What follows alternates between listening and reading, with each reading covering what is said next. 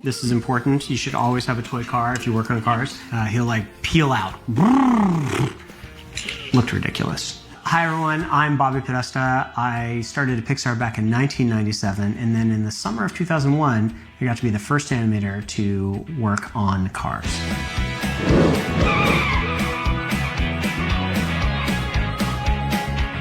We didn't know how cars would move, we didn't know how they would talk, we didn't know how they would do anything. So the first thing I wanted to do, I want a car to come in from screen left, and I wanted to have to turn back the other direction and say a line of dialogue. And the problem with that is when I had the car drive in and they turned correctly, they went right out of frame.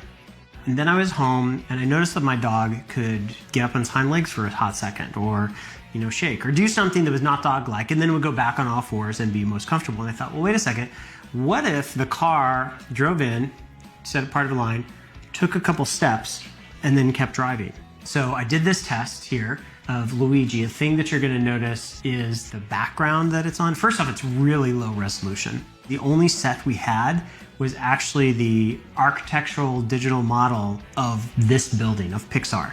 We had just moved into this building. So I had him start to talk, take a couple steps and turn, and it kind of proved it. So this was the first test from that film. It seems kind of simple, and you're like, yeah, that's what cars do.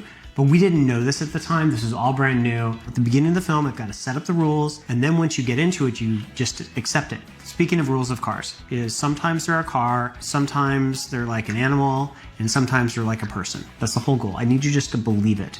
This is going to be rendered with reflections, with textures, with atmosphere, all these things, and it's going to look like a big, heavy metal car. And so because of that, we wanted a sense of truth to materials. The basic idea, if you've heard the term truth to materials, is something acts like what it looks like. It looks like a cup, it moves like a cup. This thing is not going to get like super squashy and stretchy. So of course, we did a test that was way too rubbery.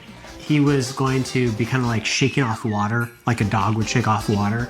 And when we did it, we were like, wow, this really doesn't work.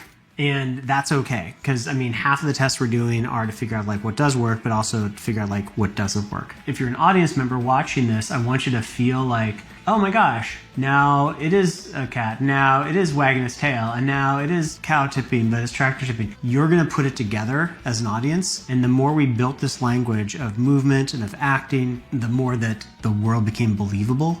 I've been working with these characters for 20 years, and I know a lot of you love cars. You love them probably just as much, if not more than me. I'd love to hear from you. Do you have questions? Do you have something that you always thought, I'd love to know this, or how'd you figure out that? Send them your way.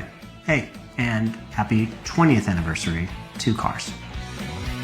Magic of animation.